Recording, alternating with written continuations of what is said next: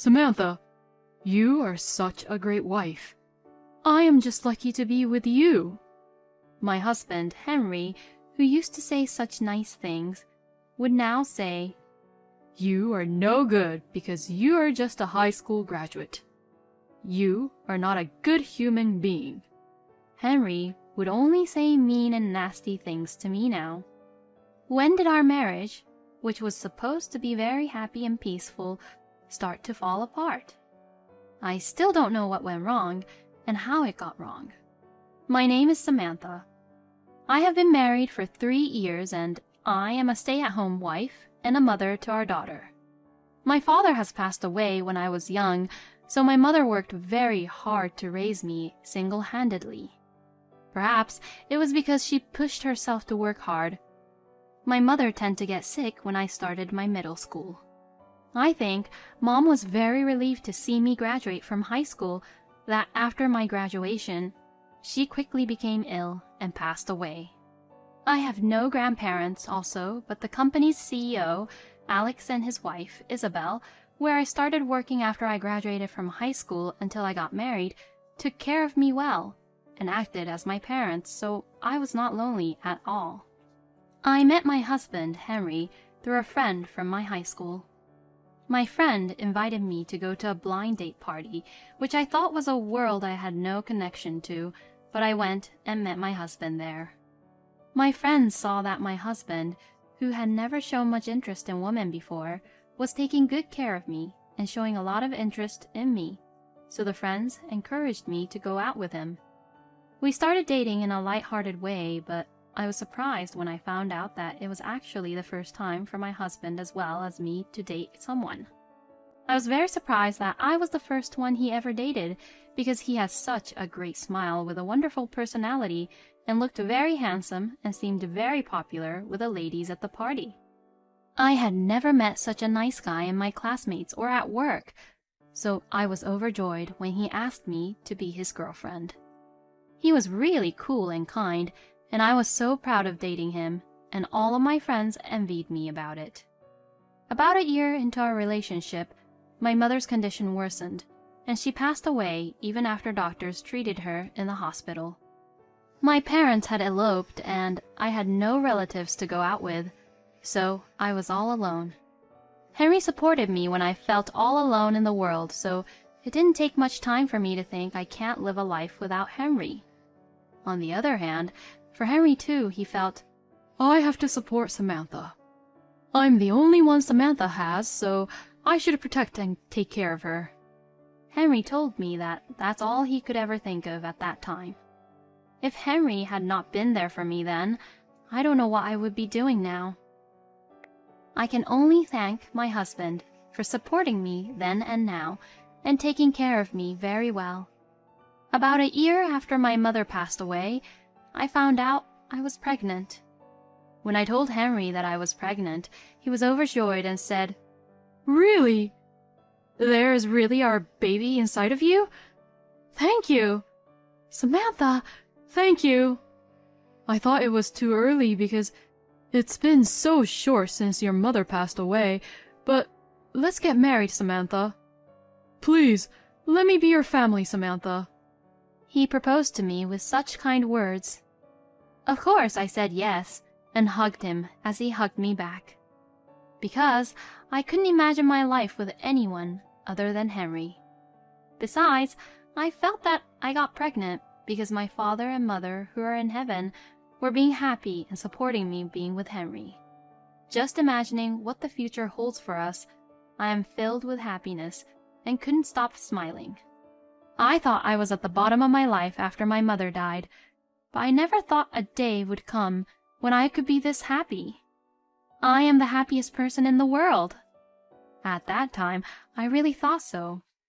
Before my stomach was too big to fit into a wedding dress, we had a wedding ceremony, which Alex and Isabel attended, and Alex walked me down the aisle on behalf of my passed-away parents. "We think of you as our own real daughter, Samantha. I have watched you work hard after graduating from high school and joining our company. I support you from the bottom of our hearts, and I hope you will consider us as your parents.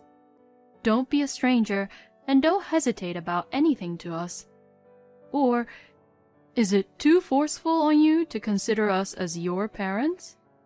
Since Alex says such thing, I replied, "Of course not. I'm so happy and feel very cherished. Thank you very much." I decided to take Alex's words and was very glad at his words. Alex seemed very proud of walking me down the wedding aisle, and after my birth to Rose, at least once a month, I would visit Alex and Isabel just to show Rose. I am so grateful to Alex and Isabel for taking care of me and Rose as if we were their real blood-related daughter and grandchild. I am only indebted to them now, but someday when I have more time, I would like to take care of them as my blood-related parents. Henry is also very caring about our daughter, Rose, and takes good care of her when he is home, and of course, he takes good care of me as well.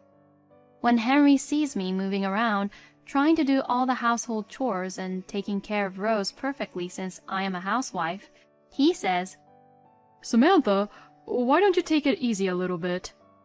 I'm here too, but if you do everything, Samantha, there's nothing for me to do. I'm so lucky to have a lovely hard-working wife." Then to Rose he said, "Rosie, Mommy is a hard worker, isn't she?"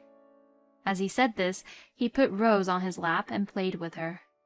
Henry would immediately notice when I look a little tired and would quickly offer, "Samantha, are you okay? I can cook the dinner for all of us." And he would quickly make a very yummy dinner for all of us. He is really a good husband. However, when Rose turned 2 years old, Henry's attitude and behavior began to change. There was a change in his workplace, and he was assigned to a much busier department than before. He used to come home at 7 p.m. at the latest. After he got assigned to the current department, coming home at 9 or 10 p.m. was the earliest, and there were many days when he comes home later than that. Since Henry comes back home after Rose is asleep and leaves the house before she wakes up, Rose missed her father a lot. Henry spent most of the weekends in bed, saying that he was tired, and our family time as 3 was also greatly reduced. Then he started talking a lot about the woman, Meredith, who became his co-worker at his current department. Meredith is said to have graduated from a higher GPA university in New York compared to Henry. But she does not hold that fact against him at all and is always very polite and attentive to him. Whenever Henry talks about Meredith, he looks very happy and always smiling, saying how she makes his life at work a lot easier. Good for you for having such a wonderful co-worker. "Yes, I really appreciate her for being in our department. Meredith is really a very smart woman. She reads things 2 or 3 steps ahead of time and doesn't show it off at all. She makes my job so much easier. She's the only reason I'm getting by." The only time when my husband is in a good mood is when he praises Meredith. If that was the only thing he did, it was fine, but little by little, he started comparing me with Meredith and started complaining at whatever I do. For example, when I was taking care of Rose without cleaning up after dinner, Henry would say, "Hey, hurry up and clean up." What a slowpoke. If it was Meredith, I bet she would clean up quickly at a time like this. She's so good at anything she does. Meredith is all my husband ever talks about now. Lately, it seems Henry is calling Meredith by nickname, which is making me somewhat uncomfortable, but I couldn't tell my husband about it. Another time, he got angry when I didn't iron his shirt before going to work, so he said, "Who do you think take cares of you? Ironing is the simplest chores for the housewife who spends every day like it's Sunday. You can't even do the simplest chores and you just play with Rose and don't cook well enough. What a married life. I feel bad for myself. There are women out there who are perfectly capable of doing the household chores while they work at office. But it's hard to ask the same from a high school graduate like you. Ha ha ha ha." He said this as he laughed. I wanted to say, "I'm doing my best too," but I held back my tears and just ironed his shirt, which my husband just took it from my hands and wore it. Of course, without thanking me, and just left to work without saying anything to me. The woman Henry said about earlier, I think he was probably referring to his coworker Meredith. I cried alone, thinking how he used to praise me, but how did this happen? He had never said anything mean to me or looked down on me as a high school graduate before. But Henry's words were very cold, and I took it in because I did have a complex of not going to university to study further. After that, my husband's words and attitude became worse. He still came home late, and recently he has been working on the weekends also. So he was not at home at all taking care of Rose or doing any of the household chores. Whenever Henry is at home, he would find anything he could to complain about it, so I feel more comfortable when he is gone to work, but in my free time, I would think about my husband all the time. What did I do wrong? Why can't I make Henry happy anymore? Maybe the situation is like this because I am stupid. It's all because I didn't graduate from university. I am such a useless person. I feel sorry for Rose as I was being such a bad mother. It would be better if I didn't exist. These kind of thoughts kept going around and around my head every day. Alex and Isabel were very worried about me as I gradually became worn out without even realizing it. "Hey, Samantha, are you eating well? Are you sick? Maybe you need to get a checkup from the hospital. Don't worry about Rose. We will look after her, so why don't you go and get a checkup?" Alex and Isabel were both very concerned, but there was nothing wrong with my health. It's just that our family was not doing so well. I laughed and said, "What? Why should I go to the doctors? I am very fine. I'm just on a little diet." I tried to laugh it off, but Alex and Isabel just looked more worried to what I have said, so I guess they didn't believe me for it. Even though I didn't realize it myself, but at this time, I always seemed to be in a daze and had become morbidly thin. I guess my heart was screaming for help. I didn't want to worry Alex and Isabel, so I didn't tell them about how Henry was or what he was saying to me at that time. But I was so sure of this conclusion I came up with. Henry has no more love for me and Rose, but he found someone better outside our family. To Henry, I think Rose and our existence was just in his way. There were many signs from him which made me think that way. Since number of Henry's business trips have increased, he have started to prepare for his business trips by himself by buying his own underwears, which he used to make me do, and every time he comes back from these business trips, I can always smell the same woman's perfume from my husband and his luggages. I don't know if Henry was even trying to hide it or if he thinks I'm too stupid to notice. Even if I am stupid and I'm only a high school graduate, I still have the woman's intuition which he should not underestimate. The hardest part is that even though I am almost certain that my husband is cheating on me, I can't think of the life I would have without him. I know for sure that I can't continue to live like this, but then when I start thinking about actually raising a child on my own, being a single parent, my feet start to wobble and I feel like I'm going to faint. I am sure this is where my husband tells me that I am an idiot. I don't have the courage to stand up for myself, nor do I have any confidence in myself at all. I have no parents to rely on, no relatives, no savings of my own, no job in hand, and my child is very young, so there is a limit to how much I can work. No matter how hard I think about it, I felt stuck in this situation that I had no other choice but to be stuck. So I would get more and more worn out and be morbidly thin. One day, Henry came home early looking troubled, so I asked him, "What's the matter? You seem a little strange today. How was your day at work today?" As I asked, he responded, "I got fired today." "What?" I couldn't understand what he said because he said it so casually. "What? Wait, I'm sorry, but fired? You mean that you were asked to leave from your job and never to come back?" Yes, fired, just fired. When Meredith and I were fondling in the company car, an employee found out about it and reported on us, and now the whole company knows about it. Did he just admit that he was cheating on me now? He was fondling with Meredith in the company car and was reported about it. What a shame! I found myself becoming strangely calm. Does he even realize that he just revealed the affair he was having with Meredith to me, his wife? Could it be that he said it on purpose? Just to see my reaction for it? When I was just speechless and silent, Henry just smirked and said, Well, now, I'm going to be jobless. So you should work as a breadwinner now. He said this as he laughed sarcastically. At that moment, I felt something inside of me snap for the very first time. No way, I'm leaving. I must have had a poker face at that moment. However, the only people I could rely on were Alex and Isabel. Alex seemed very surprised to see me with the luggages with Rose, but he welcomed me home and took the time to listen to what I had to say.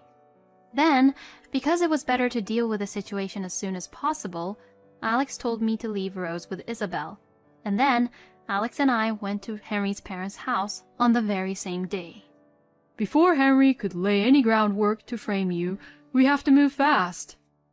Alex was very supportive and helpful, which I am very thankful of, and made me realize that men like Alex can run and be the boss of a company. I went to my husband's parents' house, which was 20 minutes drive away from Alex's place, and reported the whole story, including his recent attitude with me and the fact that he had been fired from his job for having an affair with Meredith. I was not stupid after all. I had kept a memo and recording of Henry's words and dates of his business trips, so I used them while explaining the whole situation to Max and Sadie, Henry's father and mother. When I told everything to Max and Sadie, they were so furious of their own son, they called Henry to come out here, even though it was at the middle of the night. It seems that Henry had been drinking at home after Rose and I left, so when Henry showed up at his parents' house drunk, Max and Sadie were both very furious with him, who reeked of alcohol and lacked any remorse. Max yelled and blamed Henry for all the things he did, and Sadie cried and made Henry understand how deep trouble he is in. Then, Max and Sadie made Henry apologize in front of me and Alex. Max also made Henry call up Meredith to break up, and deleted her number from Henry's phone. In fact, Max asked me if I wanted Meredith to be here, but since I didn't even want to see her face, I refused and said I absolutely do not want to see her. Max made sure to get Meredith's name and address and reminded both Henry and Meredith that we would be getting a lawyer to file a claim for alimony. I was overwhelmed by Max's sheer skill, and Alex, who accompanied and was there for me, but it was reassured that I was not alone and was thankful for both of them for doing such things to help me out in this situation. Henry's alimony was paid to me by Max and Sadie on the spot. They paid me $30,000. When they paid this, I became worried because I thought they overpaid, but then Sadie cried again, saying that there was nothing wrong with me at all, and I was just a very good wife to Henry, and that Max and Sadie loved me very much, but Henry just ruined everything, and Max said that this is the least they could do to pay for the new start of my life, and that I deserve this much and wouldn't take the money back. I certainly need as much money as possible for my future life without my husband. So, in the end, I gratefully took the money. Max and Sadie made Henry promise to continue to pay child support as well. Max and Sadie also said that they will take full responsibility to check on Henry to complete his payments to me for child support. They are very reassuring. By the time the discussion was over, Henry had curled up into a little ball. Seeing Henry like that, I suddenly felt as if all my troubles had been wiped away, thinking, was I really suffering all this time because of this pathetic, worthless man? I wonder if it seemed that way because Henry and I's positions were reversed, or because I was ready to go my separate ways from now on, even though I had been frightened of a life without my husband. Since Henry was out of job, Henry was forced by Max to work at his friend's, a fisherman on a boat to fish for tuna. Since this boat goes overseas for half a year, once the boat sails, he will be living half a year on the boat. Since there is no place to have fun, he had to spend his days struggling to catch tunas. Max would then collect the salary he earns as a fisherman and transfers the child support money to me. Since it is a hard job, the salary seems to be better than when he was an office worker, and I received more child support than I was promised at first, which is very helpful. Sadie told me with a laugh that when the child support for Rose and the alimony payment made to Max and Sadie, Henry is left with only a small amount of money. It's his fault. It's nothing we can do about it, Sadie said with a laugh, and to that, I thought even when he is off the boat, he has no money to fool around, so it sucks to be him. As for me, I was able to return to my former workplace, thanks to Alex's arrangement. I was familiar with everyone at work, and I am able to work in a relaxed environment where Rose can show up at work without any hesitation. Alex and Isabel continue to be my parents, and we often have dinner together and go on trips and enjoy our time together. I have lost almost about 20 pounds, but I have almost gained a lot of it back, and my health condition is getting better. Thanks to the support of those around me, Rose, who has always looked worried for me, started to smile more and will finally start kindergarten this year. Alex and Isabel will also be there for Rose's first day of kindergarten, which makes me feel warm and fuzzy, thinking this is what having parents or grandparents are like. Thanks to Alex and Isabel, who always warmly watched over us, and Max and Sadie, whom I still keep in touch today, all of them show a lot of love and support to Rose, which makes her grow up into a loving and gentle child. With everyone watching over us, we, as parents and children, have been able to spend our lives happily. At one point in life when I was living with Henry, I had given up hopes and thought that my life was hopeless, but now that I am on my own, I realize that although I couldn't think it like this back when I lost my mother, I actually have so many people taking care of me, as I am not alone, and thanks to Max and Sadie's support, I received child support from Henry, so I feel that my life is not a waste anymore. I had lost all confidence in myself because Henry kept making fun of me, but if I am living honestly and hard, I don't need to worry about being denied by anyone. I am going to continue to live my life looking forward to the future every day so that my parents who are in heaven will be happy and smiling over us from there.